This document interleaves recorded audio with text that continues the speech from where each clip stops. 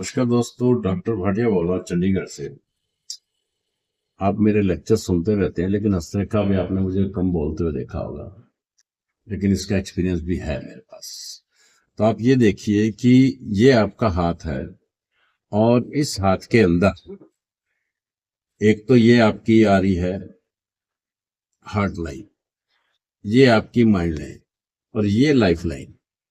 ये तीनों अगर किसी एक ही जंक्शन पे मिल जाती हैं तो ऐसा देखा गया है कि ऐसा व्यक्ति ड्राइविंग बड़ी फास्ट करता है, और ड्राइविंग फास्ट करने से उसका कहीं ना कहीं टकराव हो जाता है, एक्सीडेंट भी हो जाता है।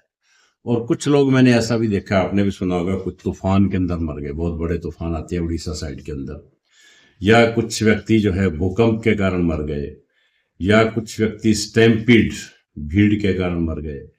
तो इस तरह की ये जो घटनाएं होती है किसी भी व्यक्ति की लाइफ में, तो उसका एक कारण यह भी होता है कि उन अर्थों की रेखाओं की अगर स्टडी की जाए तो ऐसे रिजल्ट सामने आते हैं।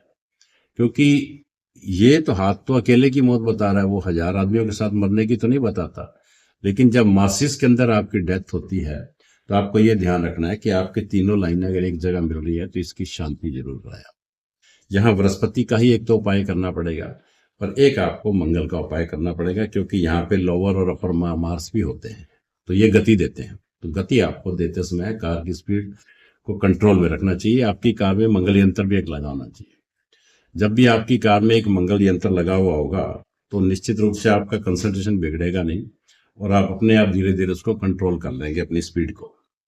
इसी तरह से ये जो मंगल है, यहाँ पे अगर आपके क्रॉस बना हुआ है तो ऐसी कुंडलियां मोस्टली आप ये जज करिएगा कि इनमें मंगल दोष होता है, मंगलिक होता है।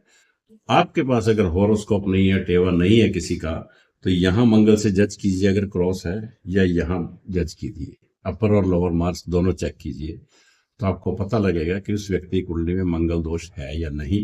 अगर है तो उसका फिर उपचार करना पड़ता है। तो कुछ और ज्ञानवर्धक बातें कल मैं आपको हस्तरेखा के अगले सेशन में बताऊँ। Thank you so much.